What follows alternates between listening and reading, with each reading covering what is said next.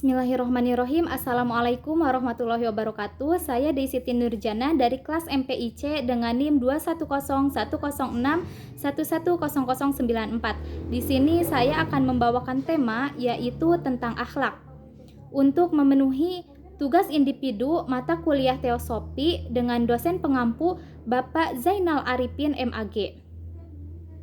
Langsung saja ke materi. Akhlak merupakan salah satu dari pilar ajaran Islam yang memiliki kedudukan yang sangat penting. Akhlak merupakan buah yang dihasilkan dari proses menerapkan akidah dan syariah atau ibadah. Ibarat pohon, akhlak merupakan buah kesempurnaan dari pohon tersebut setelah akar dan batangnya kuat. Jadi, tidak mungkin akhlak ini akan terwujud pada diri seseorang jika dia tidak memiliki akidah dan syariah yang baik. Akhir-akhir ini, istilah akhlak lebih didominasi dengan istilah karakter, yang sebenarnya memiliki esensi yang sama, yakni sikap dan perilaku seseorang. Nabi Muhammad SAW dalam salah satu sabdanya mengisyaratkan bahwa kehadirannya di muka bumi ini membawa misi pokok untuk menyempurnakan akhlak mulia di tengah-tengah masyarakat. Misi Nabi Muhammad SAW bukan misi yang sederhana, tetapi misi yang agung, yang ternyata untuk merealisasikannya membutuhkan waktu yang cukup lama, yakni lebih dari 22 tahun. Nabi melakukannya mulai dengan pembenahan akidah masyarakat Arab kurang lebih 13 tahun, lalu Nabi mengajak untuk menerapkan syariah setelah akidahnya menetap. Dengan kedua sarana inilah Nabi dapat merealisasikan akhlak yang mulia di kalangan umat Islam pada waktu itu. Tujuan dari kajian tentang akhlak ini adalah agar para mahasiswa memiliki pemahaman yang baik tentang akhlak Islam. Ruang lingkupnya ada pada akhirnya memiliki komitmen untuk dapat menerapkan akhlak yang mulia dalam kehidupan sehari-hari. Dengan kajian ini diharapkan dapat memiliki sikap, moral, etika, dan karakter keagamaan yang baik yang dapat dijadikan bekal untuk mengamalkan ilmu yang ditekuninya di kehidupan kelak di tengah masyarakat. Pengertian akhlak secara etimologi yaitu akhlak berasal dari kata khuluq, yaitu bentuk kata jama yang berarti watak, tabiat, perangai, dan budi pekerti. Imam Al-Ghazali memberi batasan terhadap khuluq, yaitu khuluq adalah sifat yang tertanam dalam jiwa yang mendorong makhluknya untuk melakukan perbuatan dengan mudah tanpa pertimbangan dan pemikiran yang mendalam. Dari pengertian ini, suatu perbuatan dapat disebut baik jika di dalamnya melahirkan perbuatan-perbuatan baik. Dan hal itu dilakukan secara spontan dan tidak ada paksaan atau intervensi dari orang lain. Sedangkan menurut Ibnu Miskawayh dalam kitab Tahdzibul Akhlaq menjelaskan bahwa khuluq ialah keadaan gerak jiwa yang mendorong ke arah melakukan perbuatan tanpa pertimbangan dan pemikiran. Dalam buku tersebut dijelaskan bahwa gerak jiwa meliputi dua hal. Yang pertama yaitu alamiah yang bertolak dari watak, seperti adanya orang yang mudah marah karena masalah sepele, atau tertawa berlebihan karena mendengar berita yang tidak memprihatinkan. Yang kedua yaitu keadaan jiwa yang tercipta melalui kebiasaan atau latihan. Pada awalnya, keadaan tersebut terjadi karena dipikirkan dan dipertimbangkan. Namun, pada tahapan selanjutnya, keadaan tersebut menjadi satu karakter yang melekat tanpa dipertimbangkan dan dipikirkan masak-masak. Oleh karena itu, pendidikan akhlak sangat diperlukan untuk mengubah karakter manusia dari yang tadinya karakternya buruk menjadi karakter yang lebih baik lagi. Hubungan antara akidah dan akhlak sesuai dengan pengertian yang tadi, akhlak merupakan manifestasi iman, Islam, dan ihsan sebagai refleksi sifat dan jiwa yang secara spontan dan terpola pada diri seseorang, sehingga melahirkan perilaku yang konsisten dan tidak tergantung pada pertimbangan berdasarkan keinginan tertentu.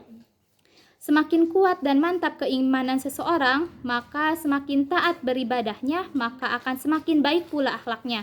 Dengan demikian, akhlak tidak dapat dipisahkan dengan ibadah dan tidak pula dapat dipisahkan dengan akidah. Karena kualitas akidah akan sangat berpengaruh pada kualitas ibadah, yang kemudian juga akan sangat berpengaruh pada kualitas akhlak. Akidah dalam ajaran Islam merupakan dasar bagi segala tindakan muslim agar tidak terjerumus pada perilaku syirik.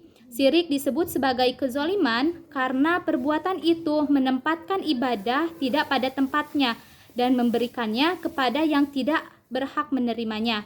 Oleh karena itu, muslim yang baik akan menjaga segala yang dimilikinya, segala akidah yang benar. Ia akan mampu mengimplementasikannya tauhid itu dalam bentuk akhlak mulia atau sering kita sebut dengan akhlakul karimah.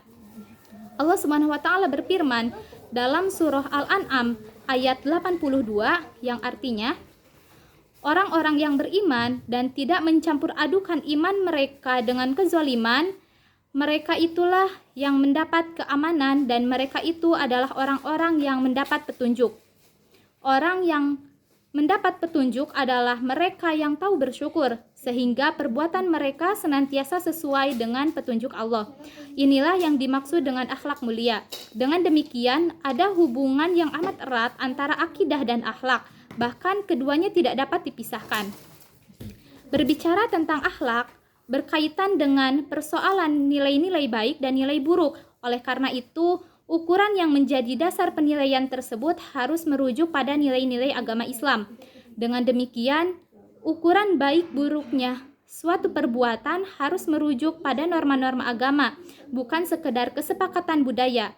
Kalau tidak demikian, norma-norma akan berubah seiring dengan perubahan budaya, sehingga sesuatu yang baik dan sesuai dengan agama bisa jadi suatu saat dianggap buruk ketika bertentangan dengan budaya. Dalam Islam, akhlak menjadi salah satu ajaran karena hal ini sudah dicontohkan oleh Rasulullah SAW sebagaimana disebutkan dalam Al-Quran surah Al-Qalam ayat 4 yang artinya, dan sesungguhnya kamu benar-benar berbudi pekerti yang agung. Keseluruhan akhlak Rasulullah ini juga diungkapkan oleh Siti Aisyah radhiyallahu anha saat ditanya tentang akhlak Nabi Muhammad SAW. Saat itu Siti Aisyah berkata, akhlak Nabi adalah Al-Quran. Demikian juga disebutkan dalam Al-Quran surah Al-Ahzab ayat 21 yang artinya, sesungguhnya telah ada pada diri Rasulullah SAW suri tauladan yang baik bagimu, bagi orang yang mengharap rahmat Allah dan kedatangan hari kiamat, dan dia banyak menyebut Allah. Dengan demikian, bagi umat Islam, untuk menunjuk siapa yang layak dicontoh, tidak perlu sulit-sulit. Cukuplah berkiblat kepada akhlak yang ditampilkan oleh Rasulullah SAW. Merujuk pada paparan tadi, sumber akhlak bagi seorang muslim atau bagi seluruh umat Islam jelas sudah termuat dalam Al-Quran dan hadis Nabi Muhammad SAW. Selain itu, sesuai dengan hakikat kemanusiaan yang demikian, manusia memiliki hati nurani yang berfungsi sebagai pembeda antara perbuatan baik dan perbuatan buruk. Berkaitan dengan hati nurani, muncul persoalan, dapatkah dijamin bahwa hati nurani selalu dominan dalam jiwa manusia sehingga suaranya selalu didengar? Mengingat dalam diri manusia terdapat dua potensi yang selalu bertolak belakang, yaitu potensi yang mengarah kepada kebaikan dan potensi yang mengarah kepada keburukan. Di mana kekuatan yang lebih menonjol tentunya menjadi dominan dalam mempengaruhi keputusan suatu persoalan. Oleh karena itu, agar hati nurani seseorang selalu dalam kondisi kepada kebaikan, maka ia harus selalu disucikan. Seorang muslim perlu menjaga rutinitas dan kontinuitas ibadahnya, berusaha untuk selalu mendekatkan diri kepada Allah, membaca sejarah orang-orang terdahulu, serta selalu berusaha untuk saling menasehati dengan sesamanya. Mungkin sekian yang dapat saya sampaikan mengenai pembahasan tentang akhlak, kurang lebihnya mohon maaf. Wabillahi taufiq wal hidayah. Wassalamualaikum warahmatullahi wabarakatuh.